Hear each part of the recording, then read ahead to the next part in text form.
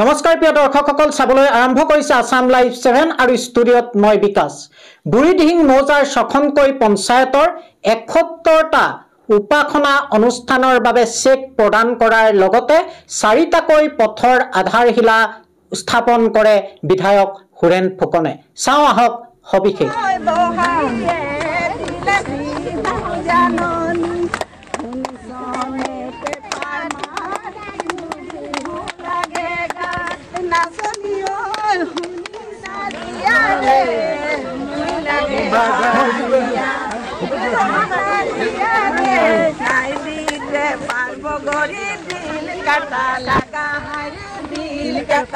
তিনিচুকীয়া জিলাৰ আটাইতকৈ পিছপৰা মৌজা হ'ল বুঢ়ীদিহিং। অসম অৰুণাচলৰ সীমামূৰীয়া অঞ্চল হোৱাৰ বাবে বিধায়ক মন্ত্ৰীয়ে উন্নয়নত সদা পিঠি দি আহিছে মৌজাটোক। মৌজাটোৰ বাটপথৰ অৱস্থা দেশ স্বাধীন হোৱা পিছতো অতি শোচনীয় হৈ আছে। কংগ্ৰেছ চৰকাৰে মৌজাটোক ভোট বেংক হিচাপে ব্যৱহাৰ কৰি উন্নয়নৰ নামত পিঠি দি আহিছে বুলি অভিযোগ তুলিছে স্থানীয় ৰাইজে। ৰাজ্যত বিজেপি চৰকাৰ অহাৰ পিছত মাঘেৰিটা সমষ্টিৰ বিধায়ক ভাস্কৰ শৰ্মাৰ নেতৃত্বত কিছু উন্নয়নৰ কাম হৈছিল যদিও সেয়া নাছিল যথেষ্ট। সমষ্টি পুনৰ্নিৰ্ধাৰণত বুঢ়ীদিহিং মৌজাৰ 6খন পঞ্চায়ত অন্তৰ্ভুক্ত হয় ডিগবৈ সমষ্টিত। ডিগবৈ সমষ্টিত অন্তৰ্ভুক্ত হোৱাৰ পিছতেই বুঢ়ীদিহিং মৌজাই উন্নয়নৰ গতি লৈছে বুলি জনাইছে স্থানীয় ৰাইজে। বিধায়ক সুৰেন ফুকনৰ নেতৃত্বত মৌজাবাসীয়ে প্ৰতিদিনাই উন্নয়নৰ ধাৰা অব্যাহত ৰাখিছে। আজি বিধায়ক সুৰেন ফুকনে মৌজাটোৰ 6খনকৈ পঞ্চায়তৰ 71টা উপাসনা অনুষ্ঠানৰ চেক প্ৰদানৰ লগতে ব্ৰহ্মাজান পঞ্চায়তৰ অন্তৰ্গত 4টা পথৰ আধাৰশিলা স্থাপন কৰে।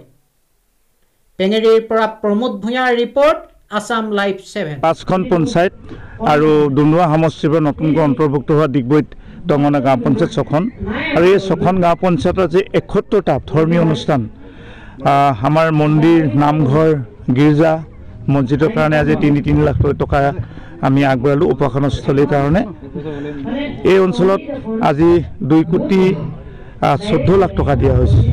মুঠ ডিগবৈ সমষ্টিত 164 মন্দিৰ, নামঘৰ, মছজিদৰ কাৰণে টকা আহিছে।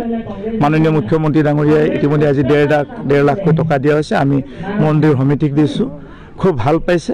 আৰু লগতে 3.5 কোটি টকাৰ আমি আধাৰশিলা কৰিলোঁ। ইয়াতে আমি 2,30,000 টকাৰ ইয়াতে কৰিছোঁ। আমি ব্ৰহ্মাজান চাহ বাগিচাত আমি তাত আধাৰশিলা কৰিলোঁ। এতিয়া পেঙেৰিত কৰিছোঁ আমি 1 কোটি টকাৰ ৰাস্তা।